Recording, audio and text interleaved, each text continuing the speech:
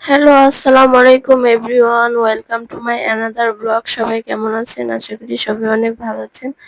আজকে আমি চলে এসেছি ফ্রাইড রাইস রান্না করার জন্য।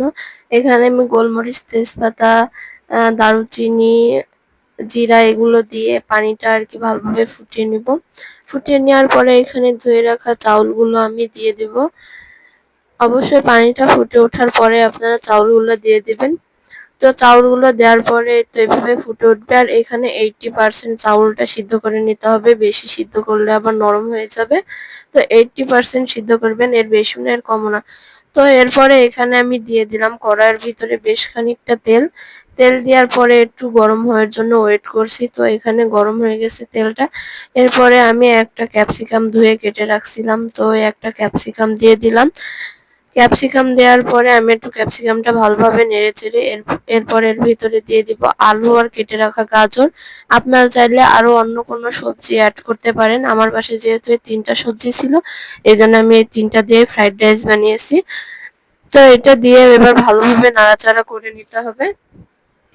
ভালোভাবে নাড়াচাড়া করে এর ভিতরে একটু সামান্য লবণ দিয়ে দিতে হবে, যেন এই সবজিটা আরকি ভালোভাবে সিদ্ধ হয়ে যায়।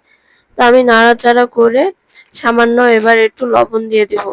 তো আপনারা আপনাদের পরিমাণ মতন লবণ দিয়ে দিবেন এখানে। তারপরে আমি আবার এই লবণ দিয়ে একটু ভালোভাবে নাড়াচাড়া করে রাখার পরে এবার আমি দিয়ে দিলাম কেটে রাখা পেঁয়াজ। পেঁয়াজটা দিয়ে এবার আমি আবার ভালোভাবে সবজির সঙ্গে মিক্স করে নিব।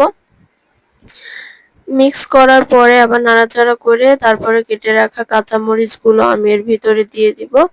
কাঁচামরিচগুলো দেওয়ার পরে এবার আমি ঢেকে রেখে কিছুক্ষণ আরকি সবজিগুলো সিদ্ধ করে নিব। তো এখানে আমি দিয়ে দিয়েছিলাম ডিম। আপনারা চাইলে চিকেন বা চিংড়ি মাছ এগুলোও দিতে পারেন। এগুলো দিলে অনেক মজা লাগে। তো আমার বাসায় যেহেতু ছিল না, এজন্য আমি ডিম দিয়েই রান্না করেছি।